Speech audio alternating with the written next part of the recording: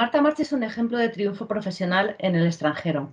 En el año 2012 abandona la dirección de recursos humanos en Laboratorios Boirón para iniciar su aventura en el extranjero, liderando distintos proyectos como responsable de personas y talento. Primero en Riad, en Arabia Saudí, luego en Dubái y ahora está en París. Marta trabaja hoy en día en Alstom, líder mundial en movilidad, y que hace poco más de un año adquirió Bombardier, porque lo que está viviendo en estos momentos es un interesante proceso de integración cultural. Hola Marta. Hola Ana, gracias por invitarme. Encantada.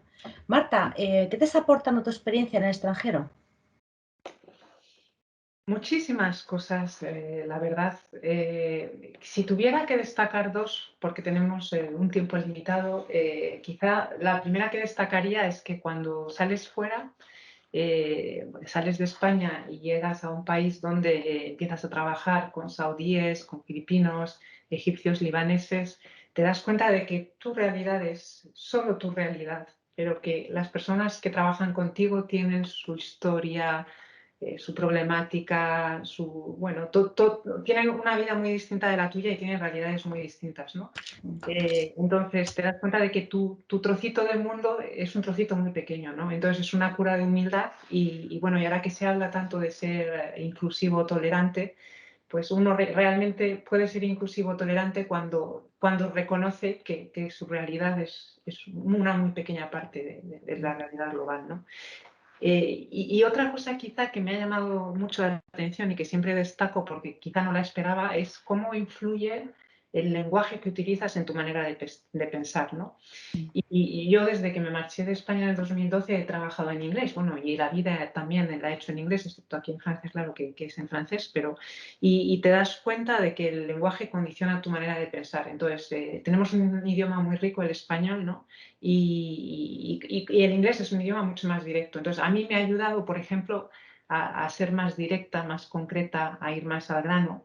Y creo que eso es importante también en un mundo en el que tenemos tantos correos electrónicos, tantas conferencias en el día a día, tantas llamadas de visio, etcétera, que al final saber gestionar el tiempo, economizar las palabras y respetar el tiempo del otro es muy importante también. Y además evita malentendidos también. Cierto, cierto. Oye, Marta, ¿y qué técnicas utilizas para asegurar que la comunicación fluye en entornos tan multiculturales como los que estás viviendo? Pues mira, quizás si tuviera que elegir por dónde empezar, te diría que empecemos por lo que es común a todos, ¿no? Y lo que es común a todos los que trabajan en una empresa es el proyecto de la empresa, la tarea. La tarea. Entonces, crear unas rutinas adecuadas en las que aglutines al grupo y todos tengan la oportunidad de compartir en qué están trabajando, en qué estado están las cosas, qué ayuda necesitan, qué problemas anticipan de cara al futuro. Creo que es muy importante y es una buena manera de generar una buena dinámica en el grupo, ¿no? Y además con todos los departamentos, si es posible, porque al final, como recursos humanos o el de finanzas, también le interesa saber cómo va el negocio, ¿no? Entonces, esa es la. Pero bueno, tú eres, Ana, tú trabajas en grupos también, en empresas, entonces seguro que hay muchas otras maneras de conseguir trabajo en grupo, ¿no? Sí, una de ellas, por ejemplo, es usar una metodología dinámica de grupos de mejora continua, en la que los empleados y los equipos pues, aporten ideas para incrementar la productividad y mejorar la eficiencia, por ejemplo, ¿no? Entonces se trabaja sobre las áreas de mejora, se crean comisiones para poder solucionar los problemas que van surgiendo y entonces, bueno, pues cuando a la vez que realizo esos grupos, lo que aprovecho es para formar en autoobservación, en comunicación no verbal, en psicología, en dinámica de grupos, por ejemplo, ¿no? Entonces, esto dota a los participantes de una serie de conocimientos que luego les permiten entender mejor el entorno laboral y profesional, ¿no? Entonces, por ejemplo, cuando trabajo en pymes, lo que hago es que invito a los directivos y a los dueños a intervenir como uno más y entonces eso incrementa muchísimo la comunicación y el trabajo en equipo, ¿no?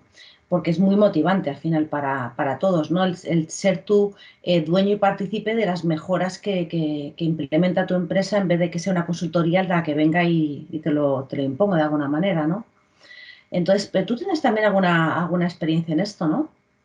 Sí, sí, ahora que lo comentas, en Alstom, por ejemplo, se pone en marcha algo que se le llaman talent groups, lo que hacemos básicamente es crear equipos con personas de distintos departamentos y de distintas regiones, de distintos países, que trabajan sobre una problemática concreta que es real en Alstom y por la que se tiene dificultades en resolver, ¿no?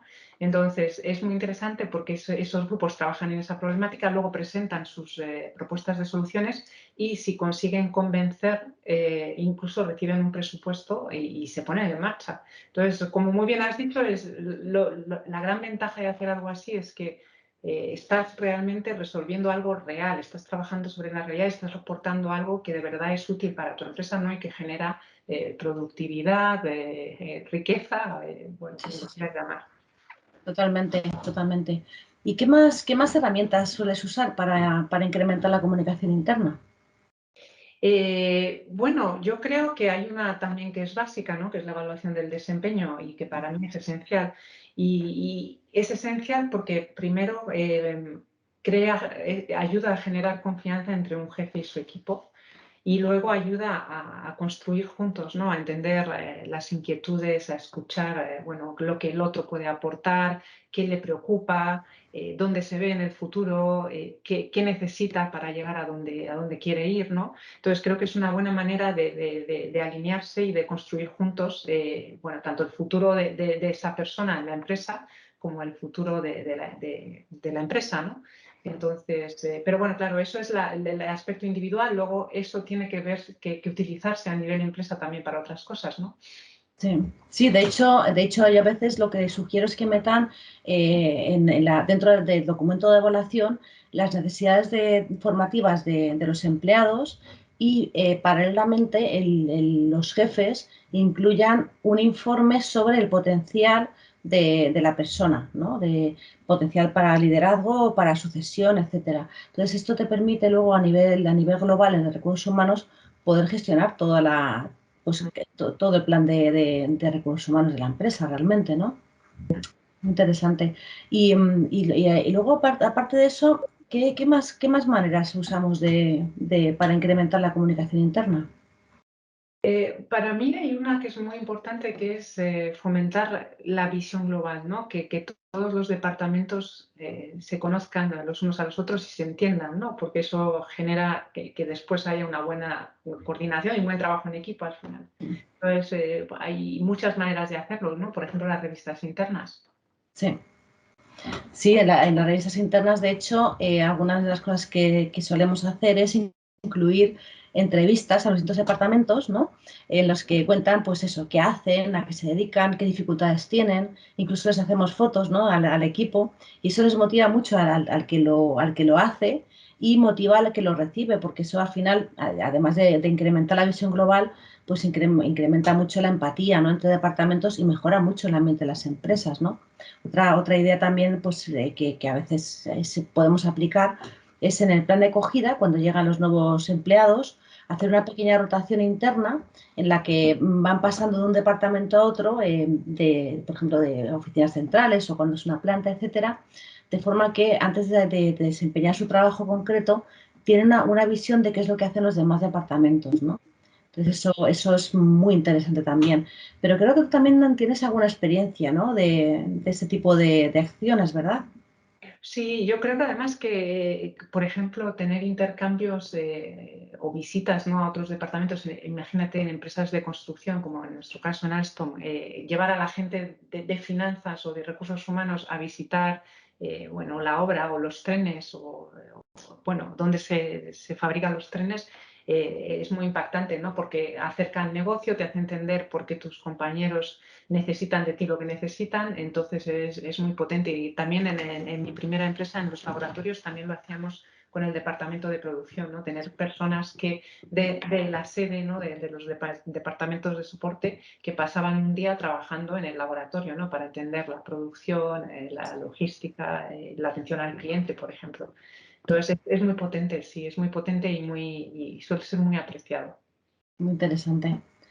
Pues Marta, sin duda el mundo de la comunicación interna y los recursos humanos es interesantísimo, ¿no? Muchas gracias por compartir con nosotros tu experiencia y ha sido un auténtico placer. Espero volver a charlar contigo pronto.